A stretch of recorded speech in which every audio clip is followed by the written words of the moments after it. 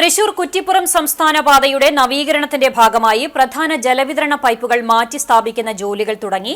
ജല അതോറിറ്റി കുന്നംകുളം സെക്ഷന്റെ കീഴിലുള്ള കേച്ചേരി മുതൽ അക്കിക്കാവ് വരെയുള്ള ഭാഗങ്ങളിലാണ് പുതിയ പൈപ്പുകൾ സ്ഥാപിക്കുന്നത്.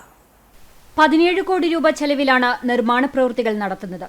റീബിൽഡ് കേരള പദ്ധതിയിൽ ഉൾപ്പെടുത്തി പൂർണ്ണമായി നവീകരിക്കുന്ന സംസ്ഥാന പാതയുടെ നിർമ്മാണം 2023 പൂർത്തിയാകേണ്ടതായിരുന്നു. കാലാവധിക്കുള്ളിൽ പണി പൂർത്തിയാക്കാൻ കഴിയാതിരുന്ന കരാർ കമ്പനിയെ ഒഴിവാക്കി പുതിയ കരാറുകാരെ നിയമിച്ചതോടെയാണ് വീണ്ടും പണികൾ ആരംഭിച്ചത്. മഴ തുടങ്ങുന്നതിനു മുൻപ് ആദ്യഘട്ട ടാറിംഗ് പൂർത്തിയാക്കാനാണ് പദ്ധതി. പദ്ധതിയുടെ ഭാഗമായി കല്ലുംപുറം മുതൽ പെരുമ്പിലാവ് വരെയുള്ള റോഡിൽ ഒന്നാംഘട്ട ടാറിംഗ് നടത്തിയെങ്കിലും ജല അതോറിറ്റിയുടെ പൈപ്പുകൾ മാറ്റാത്തതിനാൽ അക്കിക്കാവ് മുതൽ കുന്നംകുളം വരെയുള്ള ഭാഗങ്ങളിൽ കലുങ്ക് നിർമ്മാണം ഒഴികെ ഒരു പ്രവൃത്തിയും നടത്തിയിരുന്നില്ല. നിർവഹണ ഏജൻസിയായ കേരള സ്റ്റേറ്റ് ട്രാൻസ്പോർട്ട് പ്രോജക്റ്റിനാണ് ഇപ്പോൾ പൈപ്പുകൾ മാറ്റി സ്ഥാപിക്കാനുള്ള ചുമതല. പദ്ധതിയുടെ രൂപരേഖ തയ്യാറാക്കിയതും മേൽനോട്ടം വഹിക്കുന്നതും ജല അതോറിറ്റിയാണ്.